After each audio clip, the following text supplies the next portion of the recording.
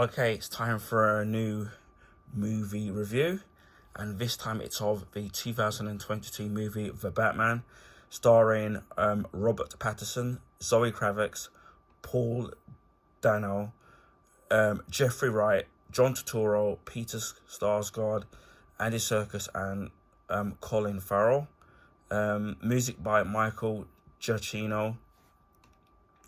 Movie directed by Matt Reeves, written by Matt Reeves and Peter Craig. Wow, what can I say about this movie? From my initial thoughts, it was said at the beginning of the video, I absolutely really enjoyed this movie. When I heard that originally altered that Matt Reeves was being put to direct the movie, I knew the movie was going to be great. Especially with seeing his work on other movies, like on the Planet of the Apes movies. He's got this kind of unique kind of a style and grittiness to his movies. So obviously, yeah, with Dawn of the Planet of the Apes and War of the Planet of the Apes, I definitely knew that he would be the right person for the job. Although there were on social media a lot of people that weren't sure about him in directing it, but I kind of had faith that he would do a good job in the movie. Obviously, that prior to this, Ben Affleck obviously was cast in the DCU and was meant to direct his produce and write his Batman movie, but then he dropped out, and obviously Matt Reeves came in, and there was still rumors about that. Maybe that Ben Affleck will be still playing the lead role with obviously with Matt Reeves still directing it, but they went like a different approach, and then obviously Robert Pattinson was cast as Batman, stroke Bruce Wayne. Now, I'm gonna be honest, when I heard he was cast, now he wouldn't have been the first person that would have sprung to mind in being cast in that role. But then at the end of the day, that when you have the directors or the people that are doing the casting, you have to sit there and obviously have faith that these people know what who it is that they want to be cast in the role. And I'll say that Robert Pattinson in the movie was absolutely brilliant. He played, and when it came doing the action roles, obviously they have stuntmen in the role and bits and pieces of what actors can't do.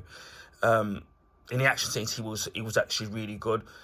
Looked really good in the Batman suit, and especially with, obviously, you have to have a pretty good chin when you're wearing the Batman cowl, and he was fitted it perfectly.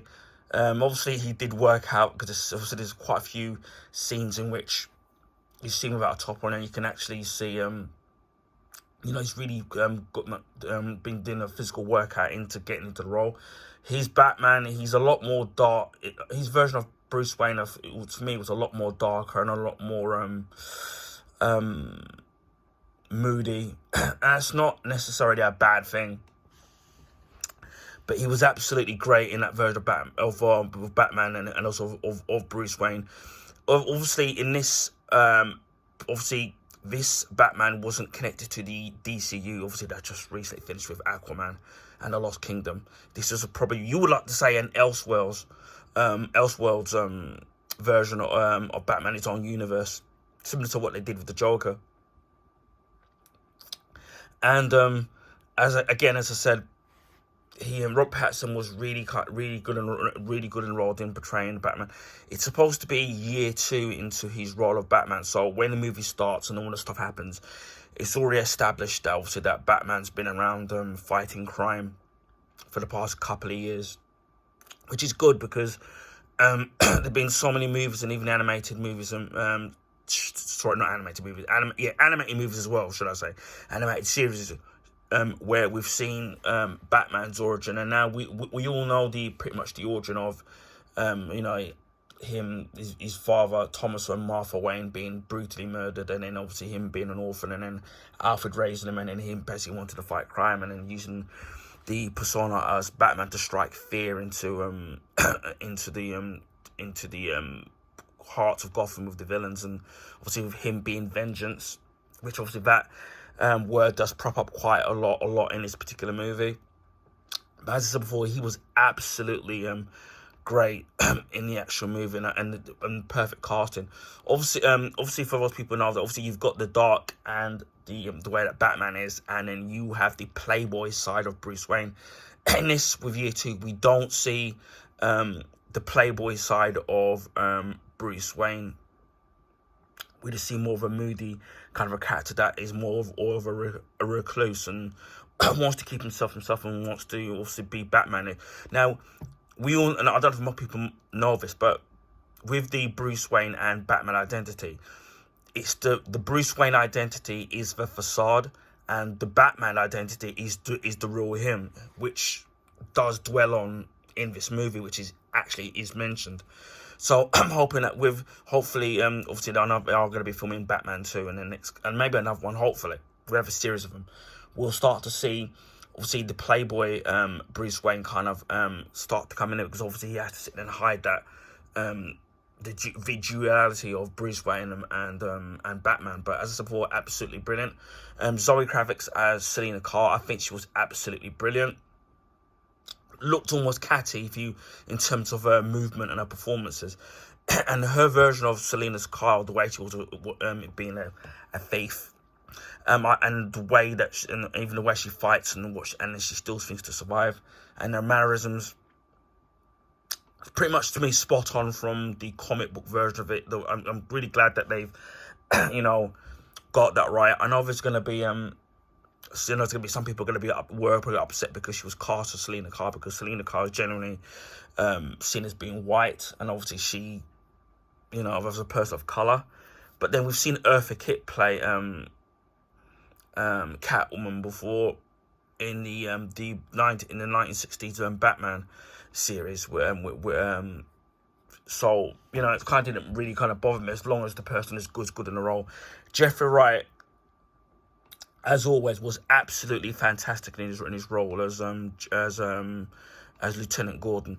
And what I love about the actor, about Jeffrey Wright, is every role that he's given, whether it's action, whether it's a superhero, like obviously he's been doing a lot of stuff for Marvel, and obviously now with DC now, and any other stuff in any TV shows when he was in Westworld, the TV series which ran for 4 seasons, I think.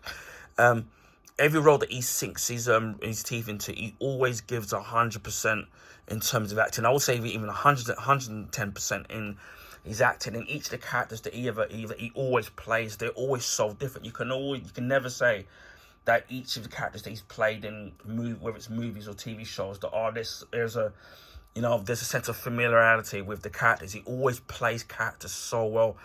One of my favourite actors, actually, Jeffrey Wright. Brilliant actor, and again, he was really great. And it's again the ethnicity of Commissioner Gordon yet. Obviously, been changed obviously to an African American. Still worked, and he still gave the performance of Gordon, whether it was seen in movies and the animated series, is absolutely brilliant. Colin Farrell looking totally unrecognizable as the Penguin. He was absolutely brilliant. It's like, if it wasn't for the fact that you kind of knew that he was playing it, you wouldn't know that it was him. Again, it gives more of a darker tone to the character, but not as dark as the Danny DeVito version of it, which was more dark, grotesque in Batman Returns. Obviously, we know that he's been given his own. He's going to be given his series, so it's going to be interesting to see and how that series goes and how they develop the character. But yeah, he was absolutely brilliant, and again, unrecognizable, but absolutely brilliant in that role. It's like everybody was cast perfectly. And Peter Skarsgård was in it, I think, playing a lawyer. He was great. Now, this isn't his first rodeo when it comes to superhero. He was in the Green Lantern movie with Ryan Reynolds. So I don't know if he's done any other stuff in superhero stuff, but that's what I remember him being. Paul Dano, absolutely brilliant as the Riddler.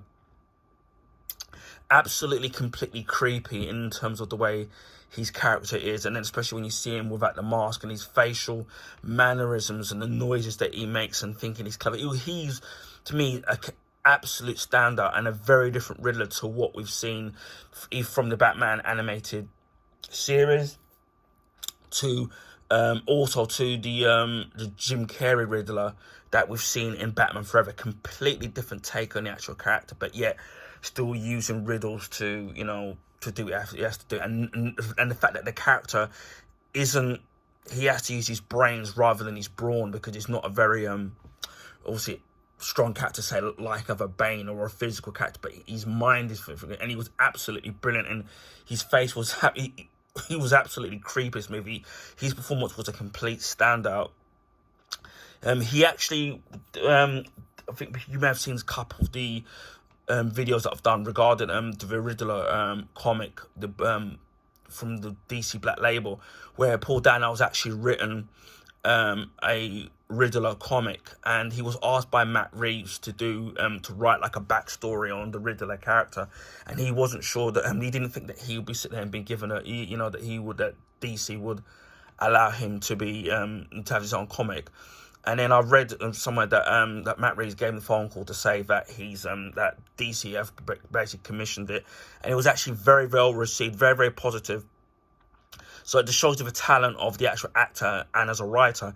And he even performed a song in the actual movie itself. So it just shows you the talent of Paul Dano. John Turturro, he was absolutely brilliant. Again, another actor that whatever movie that he's in always elevates the movie in terms of his performance, especially when he's playing a serious role. And the fact that he can actually play comedy as well, but in this he's playing a much darker character. And his character, there is a link between his character and Selena Kyle, which I won't spoil because there's actually a twist.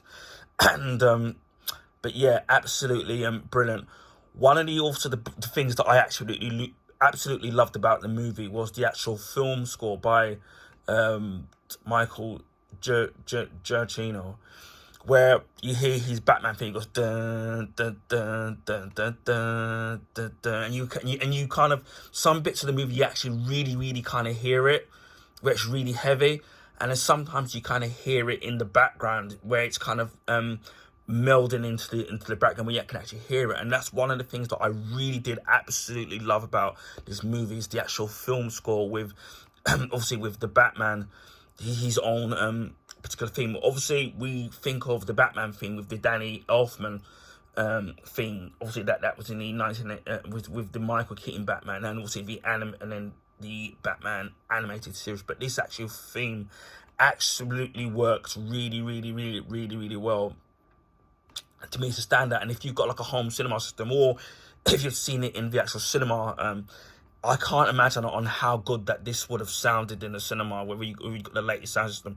My system is, at the moment, it's kind of 20 years old, so it's a 5.1 system with DTS. So obviously now I know it's Dolby Atmos and 7.1, so I'm hoping to upgrade that. The cinematography in total, the obviously they've used digital cameras now. It's absolutely looked absolutely fantastic. The lighting, the dark colours, the doom and kind of gloominess of Gotham, where it's raining and it's just looking doom and run down. It looked absolutely fantastic on Blu-ray, and I can't imagine with the film grading on how it would have looked on a 4K. Again, in the future, I do hopefully get a 4K TV, and I would love to sit there and see and buy a version of this in 4K to see how good this movie would have looked. One of the things I did like about the movie, although it's pretty long, it's 176 minutes, so it's pretty long. I know some people might find it boring, but for me, I absolutely loved it. Is that there's lots of action in it, absolutely brutal. One of the things I did like about the movie is that they show, and it's something that Matt Reeves wanted to do, is that he wanted to go for this noir look. I think some of it they based it on different graphic novels. I think especially The Dark Halloween, or I'm trying to remember the name of it if I can look. Make sure I get the name of the graphic novel right. Yeah, the Batman Long Halloween. You can see the graphic novel that I have here, and the people that worked on it, Jeff Loeb and Tim Sale, at the end of the movie actually get a credit in it. So I know that's where a lot of Matt Reeves got his inspiration for the Batman movie. So this is the Batman Long Halloween graphic novel. Highly recommend it if you haven't read this already, and I will be doing a proper video on this as well. But yeah, you can see a lot of the inspirations behind that movie, and the fact that they actually show Batman doing a lot of being actually a detective, because that's what he actually is. He's a detective in terms of the way he obviously he has his gadgets and his wits and stuff, but the fact that he actually has brains where he actually works things out using his detective skills, because obviously he's obviously from the detective comics. And yes, some other Batman movies, I know that with the Michael Keaton one, did kind of dwell on that a little bit with his detective skills, but this film really kind of really has it in depth, him being an actual detective with using a lot of action in it as well. And what I did like with obviously you learn a bit more about Bruce Wayne's father and his family and his company and the other criminal masterminds but in around Gotham, and how much they had an effect on Gotham, and obviously and why Thomas Wayne was murdered, and how this would then have an effect on Bruce Wayne. I loved that each of the stories, each of the characters were like fleshed out and then and allowed room to breathe and room to actually grow. Sometimes in a lot of movies that you have so many actors and actresses in it, and so many quality ones, and some get more screen time or more development, and some characters don't get enough character development. But I felt that this movie did it absolutely perfectly and did it justice. Again, with the movie setup where we see that people, certain people are being killed and puzzles riddles been left for the Batman, and obviously Lieutenant Gordon has a good relationship with Batman. Also, we find out they've been friends for a couple of years, but with the police don't seem to like Batman and think of him as a freak. But then that seems to change by the end of it. Of course, how much this is going to change, we'll know by the second movie. And the fact that all these people are being killed off, and you think it's either random or he's just going after he's just randomly killing people, but he's killing people in certain positions. So they could be lawyers or stuff like that, or police officers, corrupt police officers. But what's really great is that as each of the murders start to happen, some of it's just the way it kind of happens, which is kind of gruesome and kind of graphic.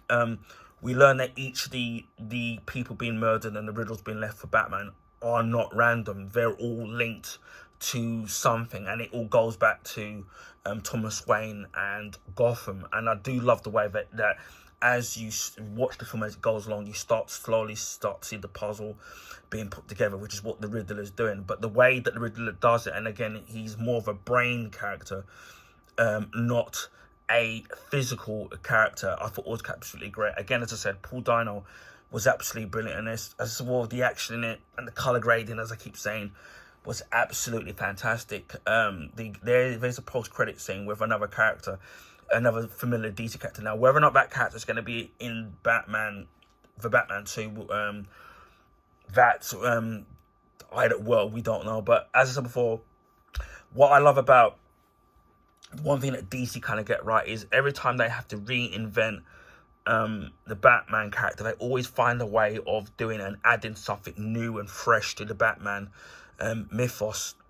So it's like each of the Batman characters are the people, actors who've played it. It's like you can have a favorite one. For me, I do have a favorite ones and some ones more than others, but in essentially I like all of them in a sense that and then obviously prior to this we had Ben Affleck playing Batman, and he was great, and obviously Robert Pattinson is great in his interpretation of Batman. So sometimes things work out for a reason, but yeah, the Batman, and I absolutely loved it. I would love to see this again, watch this again at some point.